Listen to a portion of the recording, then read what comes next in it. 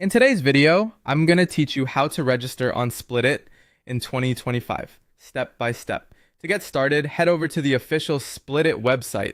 Once you arrive on the homepage, you'll notice that Splitit serves two different types of users.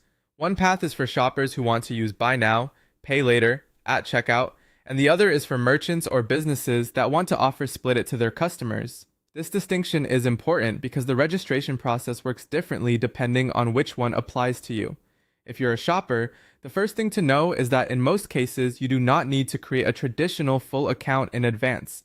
Instead, Splitit is usually used directly during checkout on a store that supports it. So rather than signing up on the main website first, you would shop on a participating store, add your items to the cart, and then at checkout, select Splitit installments as your payment option. From there, you'll be asked to enter your credit card details and your billing information. If the store offers multiple plans, you can then choose the installment option that works best for you. In most situations, that's essentially your registration process.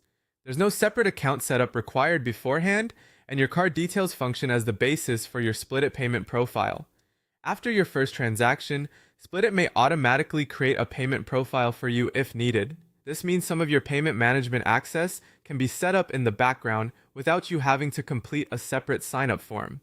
Depending on the merchant and your region, you may then be able to manage your payments through links sent by email or through a merchant portal.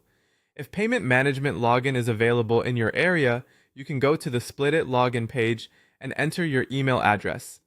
From there, you may be asked to verify your identity using a one-time passcode or a secure login link.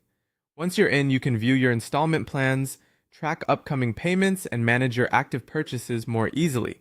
Now, if you're a business or merchant, the process is more formal.